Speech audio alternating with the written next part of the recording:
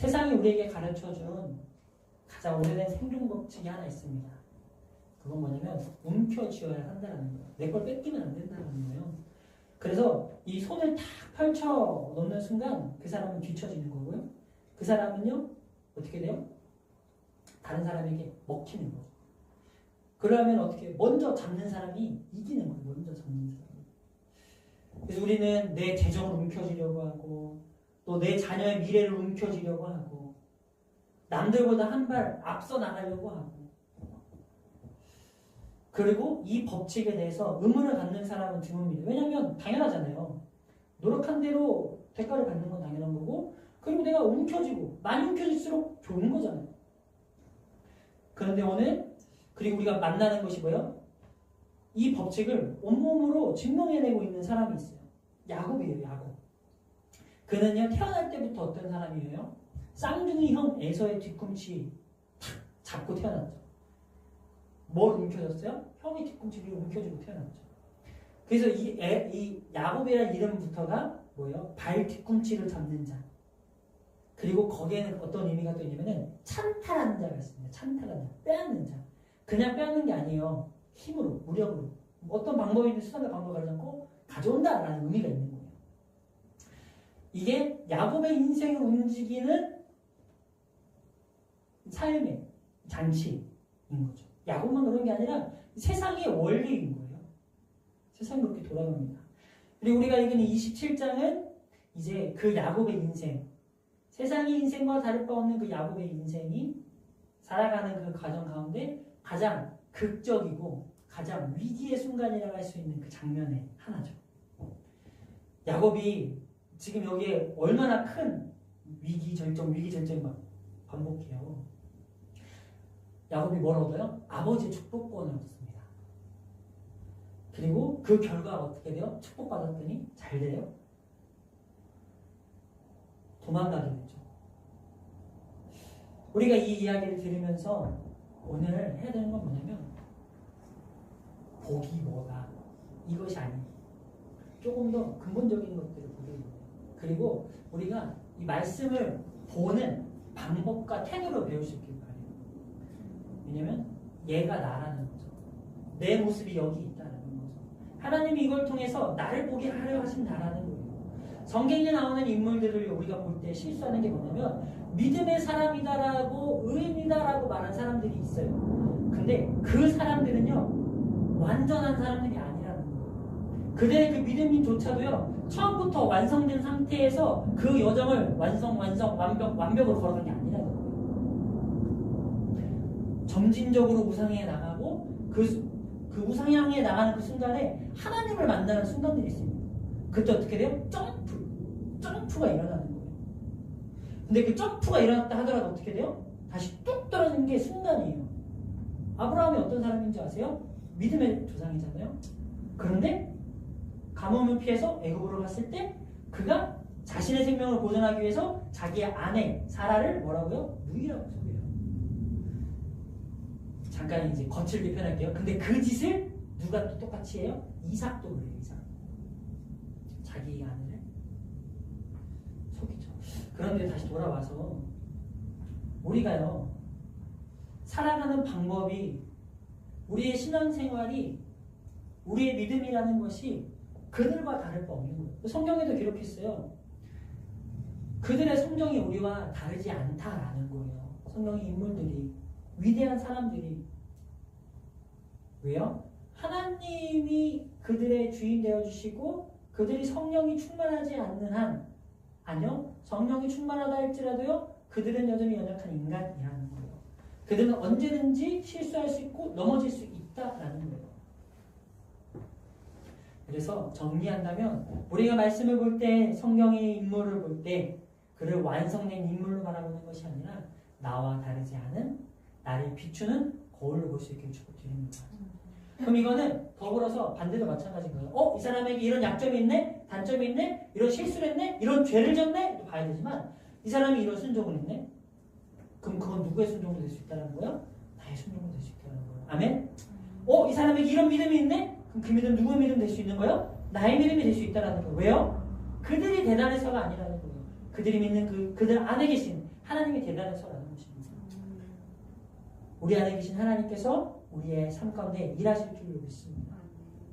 그래서 우리가 보고 있는 이 본문에서는 야곱은, 이삭은, 리브가는, 에서는 우리랑 다를 바 없는 사람이라는 거죠.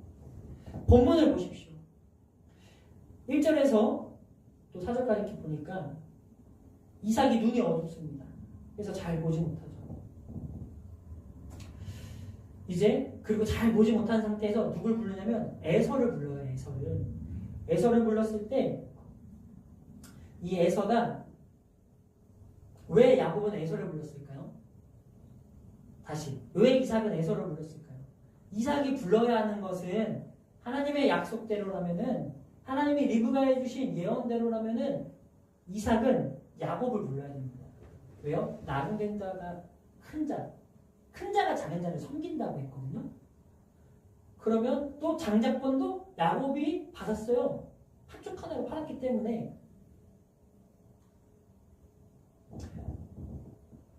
야곱이 받아야 할 그 축복을 이삭은 에서에게 합니다. 에서에게 하려고 합니다. 근데 이 장면을 이해하려면 이삭도 그럴 수밖에 없었더라는 거예요. 왜냐하면 당시에 고대 근동의 그 문화적인 배경 가운데에서는 당연하게 자신에게 있는 그 모든 권한을 누구에게 줘야 돼요? 장자에게 줘야 돼요. 그리고 그 임종을 앞둔 가장은요, 자신에게 있는 그 축복권을 그들에게 구두로서 전달해야 됐어요. 그것은 마치 공증된 유언과도 같은 거예요. 유언장 쓰는 것과 같은 그런 효력을 갖는 거죠. 그래서 이제 이삭이 그러죠. 내가 이제 늙어서 죽을 날을 알지 못한다. 아, 얼마 남지 않았구나 라는 거죠. 이것은 그냥 사적인 한탄. 나이가 많이 들어서 오래 살아서 뭐하나 이런 한탄이 아니라 이제 내가 해야 할 일을 해야겠구나. 에서야 이제 그날이 왔다.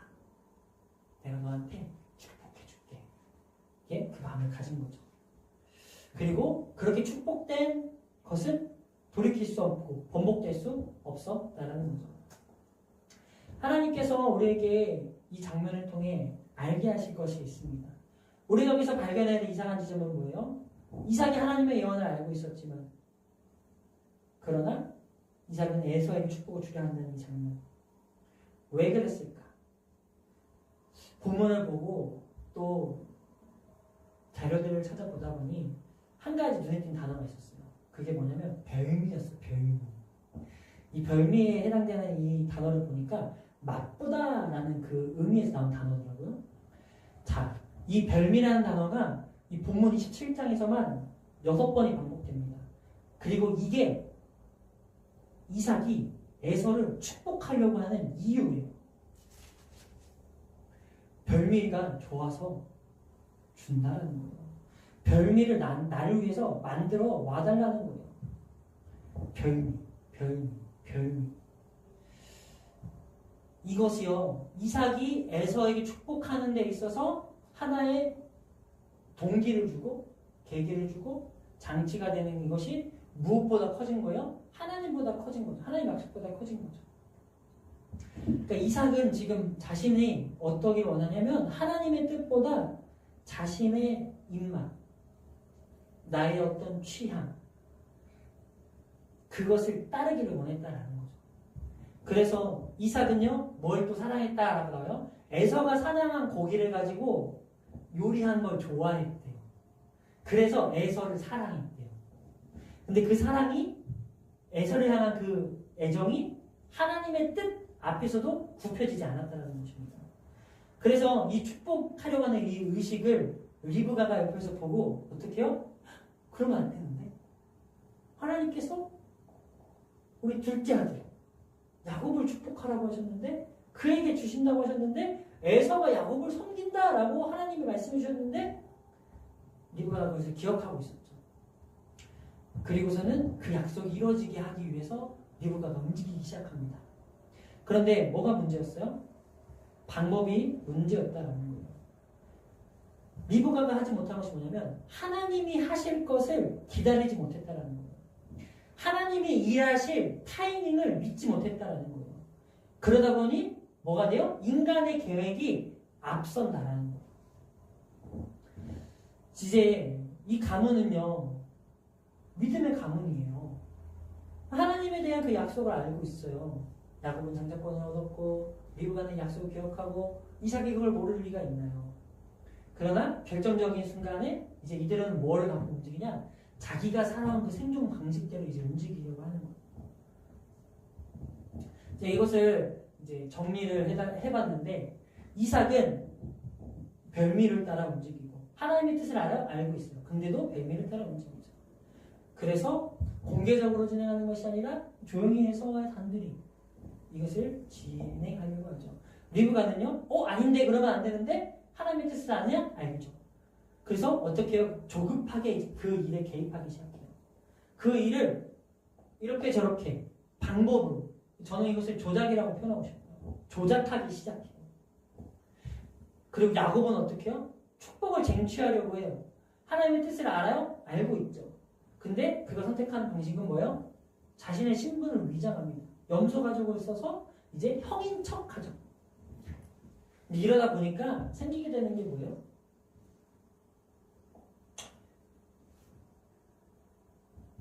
이삭은 하나님의 예언보다 자신의 기호를 우선하고 자신의 취향, 자신의 뜻, 자신의 계획, 자신의 생각, 그리고 당시의 어떤 문화, 그리고 리브가는 하나님의 타이밍, 또 하나님의 방법을 신뢰하지 못한 거죠.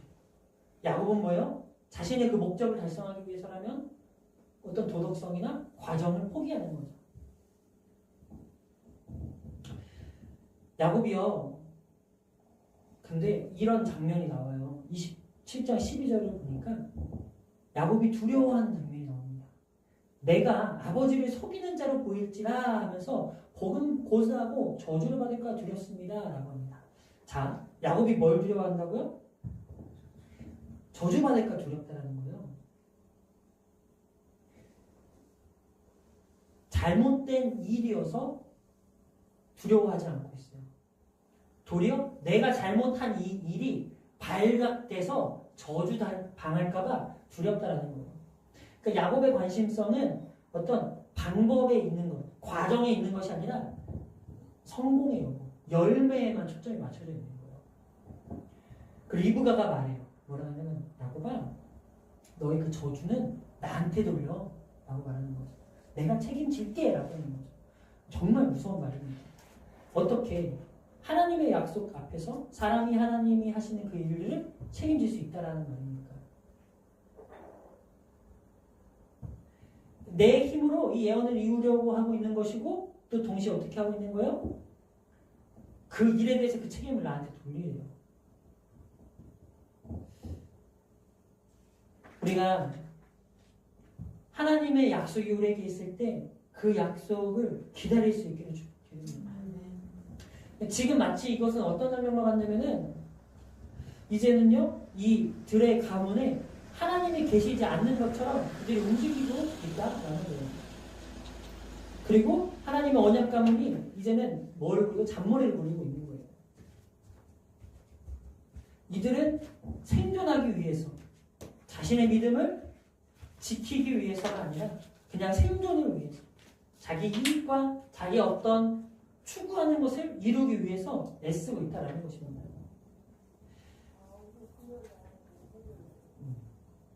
이제 고사님 안녕하세요.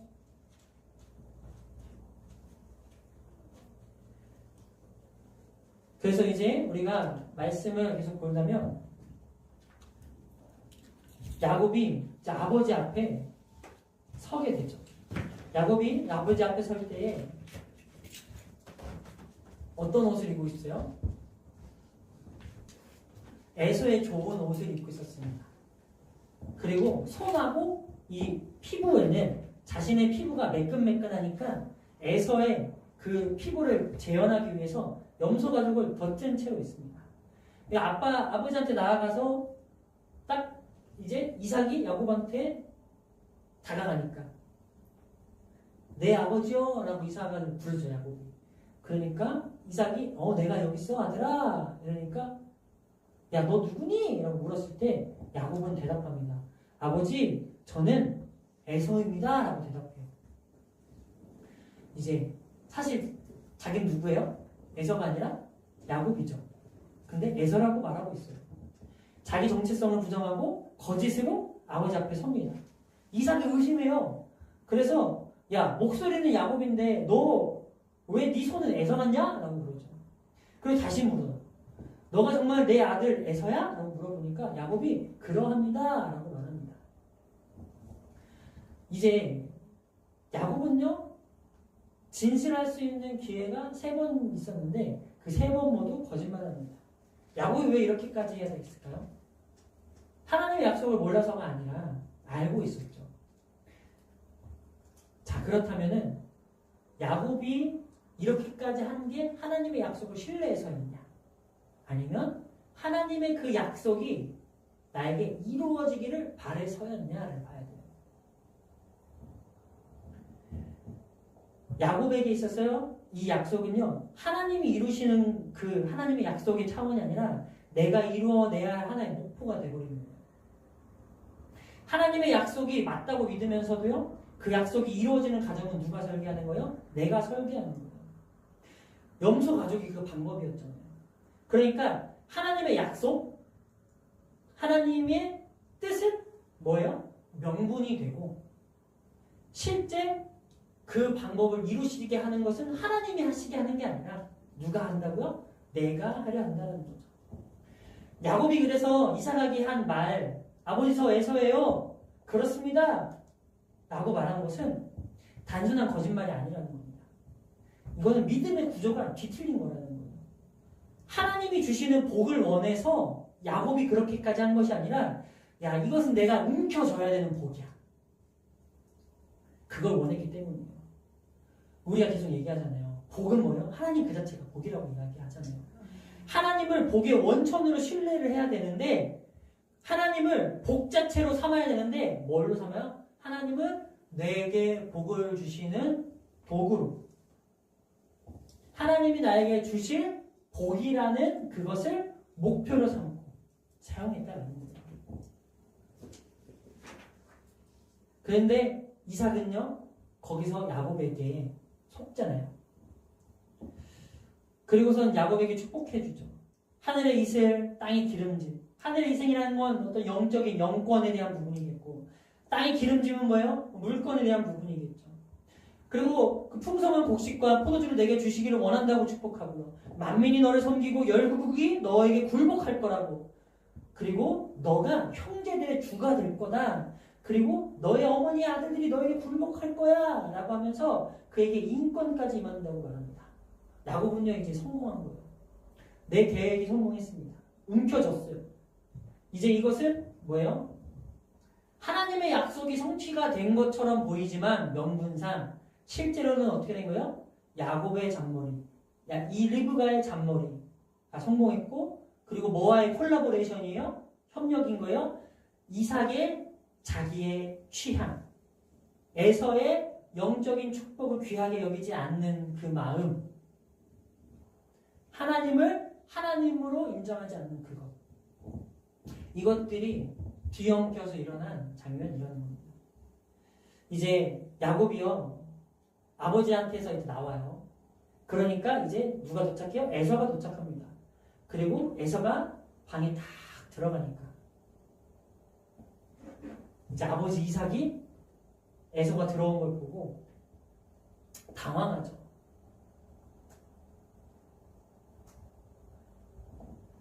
이삭이 심히 크게 떨었다고 합니다. 이삭이 심히 크게 떨어. 이거는요, 성경을 찾아보니까 내가 두려워할 수 있는 어떤 공포, 그런 떨림에 대해서 가장 최상급으로 표현한 거거든요. 이삭이 왜 이렇게까지 떨었냐? 그러니까 내 속에 일어난 분노, 속았네? 화가 났네? 이것이 아니라 자신의 어떤 육신적인 그 기호, 고기를 좋아하고 그 팥죽을 좋아하고 에서가 만들어준 그 별미를 좋아하는 자신의 이 마음이, 그리고 하나님의 약속이 아니라 자신의 뜻 가운데 에서를 축복하려고 했던 자신의 그 오만함이, 그 가운데 하나님께서 지금 나에게 하게 하신 이 상황을 대면하게 하는 거예요. 내가 지금 무슨 일을 한 거지? 그 안에서 이제 막 감정이 요동치기 시작한 거죠. 그리고 이삭이 감정이 요동치는 가운데 이제 에서한테 상황을 전달하잖아요. 야, 너희 동생 야곱 축복을 받았어. 너한테 돌려줄 축복이 없어. 그리고 에서는요 이제 야곱에게 살해 위협을 가하기 시작합니다. 야곱이 도망치잖아요, 그렇죠? 리브가가 그때 말해요. 아들아, 단 며칠만 도망가 있자. 며칠이면 될 것 같아. 너의 형의 화가 누그러질 때까지 우리가 기다려보자. 근데 성도님들, 그 며칠이요 몇 년이 되었습니다. 그게 20년이 되었습니다. 우리가 그리고 또 한 번 볼 것은 에서가 눈물을 흘렸어요. 거기서도 에서가 눈물을 흘리는데 38절을 보니까 아버지 내게도 축복하소서 하면서 소리를 높여 울었다고 합니다. 근데 에서의 눈물은 뭐예요? 결과에 대한 분노로서 나는 거예요. 축복이라는 거룩한 것을 멸시했던 과거의 자신을 향한 회개가 아니었다는 거예요. 그러니까 내가 누려야 할 복인데 못 받았다 이거죠. 내 동생에게 내가 저번에도 속았는데 이번에 또 속았다라는 거예요. 화가 난다는 거죠. 에서가 만약에 이 장면에서 저는 이제 그런 성경에 그런 상상을 해봤어요. 하나님이 야곱에게 약속하셨지만 만약에 에서가 이때 이 눈물이 진짜 회개의 눈물이었다면 내가 정말 하나님을 하나님으로 인정하지 못했다라는 것 그리고 내가 그동안 얼마나 교만했다라는 것을 이때 고백했었다면 어땠을까라는 건 그냥 상상을 해봤어요. 물론 성경은 그것을 기록하고 있지만은 에서에게도 참된 회개를 할 수 있는 기회가 있었다라는 거죠. 자신의 어떤 가치관, 영적 무감각을 돌이키는 것. 근데 히브리서 12장은 에서가 그때 회개할 기회를 얻지 못했다라고 기록하고 있습니다. 이제 우리가 따져봐야 할 것이 있습니다. 야곱은요, 어쨌든 저쨌든 이 축복을 움켜쥐었습니다. 복을 받았습니다. 그리고 명분상 하나님이 약속하신 그 예언이 성취가 된 것입니다. 그리고 이제 야곱은 어떻게 해야 돼요? 며칠만 떠나 있으면 된다고 했던 그것이 20년이나 떠나야 되고 그리고 그 야곱을 사랑하는 엄마 리브가는 죽는 그날까지 자신의 사랑하는 아들을 다시는 보지 못했습니다. 성경을 찾아봤을 때 야곱이 어머니의 임종을 지켰다는 기록이 없더라고요. 그러니까 리브가는요 결국 어떤 꼴인 거예요? 아들을 살리려다가 아들을 잃은 꼴이 된 거예요. 야곱이 그토록 원했던 축복이 내 손에 들어왔지만 곧 눈으로 볼 때는 열매로 봤을 때는 성공했지만 그런데 그 복을 손에 쥔 날 그 밤에는 결국 야곱은 형 에서의 눈을 피해서 도망치는 신세가 되었고 살기 위해서 움켜쥐었는데 죽을 것 같아서 도망쳤어요. 지름길인 줄 알고 갔는데 20년이라는 긴 우회로가 내 길에 열려진 거예요. 이제 우리가 이 이야기를 들으면 이런 결론을 얻을 수도 있습니다. 뭐냐면 속이면 안 되는구나. 편법을 쓰면 결국 대가를 치르는구나. 근데 우리가 이 이야기 통해 얻을 결론은 이런 도덕적 교훈이 아닙니다. 우리가 얻어야 될 결론은 이 도덕적 결론보다 더 깊이 수준 있는 결론으로 도달해야 될 줄 믿습니다. 이제 이것을 더 깊이 들여다본다면 야곱의 문제는 하나님을 믿지 않은 게 아니에요. 야곱은 하나님을 믿고 있어요. 그것은 리브가도 마찬가지고 이삭도 마찬가지인 거예요. 그런데 이들이 믿기만 한 것이 아니에요. 하나님의 약속도 알았어요. 믿음도 있었고요. 하나님의 약속도 알았고요. 그런데 문제가 된 것이 뭐였냐? 그런데 그 하나님의 약속을 어떻게 다뤘냐는 거예요. 야곱은요 그 약속을 하나님이 이루실 것이라고 믿은 것이 아니라 표면적으로 명분상은 믿었지만 결국은 그 과정을 보니까 뭐예요? 내가 이루어야 할 목표로 하나의 과제로 본 거예요. 성취해야 된다라는 거죠. 이것은 하나님의 약속이 맞아요. 인정하면서도 그러나 그 약속이 이루어지는 과정은 제가 결정하겠습니다 라고 말하는 것입니다. 그 방법이 염소 가죽을 내 몸에 덧대고 어머니 리브가가 야곱에게 만약에 그래서 아까 에서에 대한 참된 회개에 대한 부분을 우리가 한번 생각해 봤잖아요. 그럼 리브가에 대한 것도 마찬가지인 거예요. 리브가가 그 장면을 봤어. 그리고 리브가가 그 약속을 기억하고 있어. 근데 이삭은 큰아들 에서를 너무도 사랑하네? 리브가가 해야 할 일은 뭐예요? 기도하는 거죠. 리브가가 해야 할 일은 뭐예요? 이삭에게 지혜롭게 말하는 거죠. 그리고 무엇보다 해야 되는 건 뭐예요? 내가 하나님의 그 약속을 정말 믿는다면 하나님께 맡겨 드리는 것이죠. 아멘이십니까? 하나님께 맡겨 드리는 것입니다. 이렇게 됐으면 좋겠다. 이렇게 돼야 하는구나. 그러니까 내 바람과 나의 어떤 목적을 이루고 내 손에 움켜져야 하는 이 결과가 이루어지기 위해서 기도하다 보면 뭐 하게 된다고요? 내가 원하는 방법이 하나님의 뜻인 줄 알고 하나님의 방법인 줄 알고 맡겨드려야 할 때 맡겨드리지 못하고 내 몸이 앞서고 내 말이 앞서고 내 마음이 앞서고 나 혼자만이 아니라 나의 자녀에게 나의 남편에게 나의 삶에 이것이 우리 가정에게 이런 영향을 미치게 될 수 있다라는 것이죠. 그래서 이 결과는 어떻게 보면 야곱은 처음에 야 됐다 리브가도 야 됐다 축복받았다 우리 기도가 응답됐다 하나님 약속이 이루어졌다 아니지만 성경은 이것에 대해서 이야기합니다. 그들은 하나님의 방식을 사용한 것이 아니다라고 말해요. 응답이 왔다고 해서 기도 제목이 성취됐다고 해서 그것이 내 방식이 옳았다라는 것을 증명하는 것이 아니라고 성경은 말하는 것입니다. 때로는 내 열심, 때로는 내 계획의 결과가 마치 신앙의 열매처럼 보일 때도 있습니다. 야곱의 모습이 그렇고요.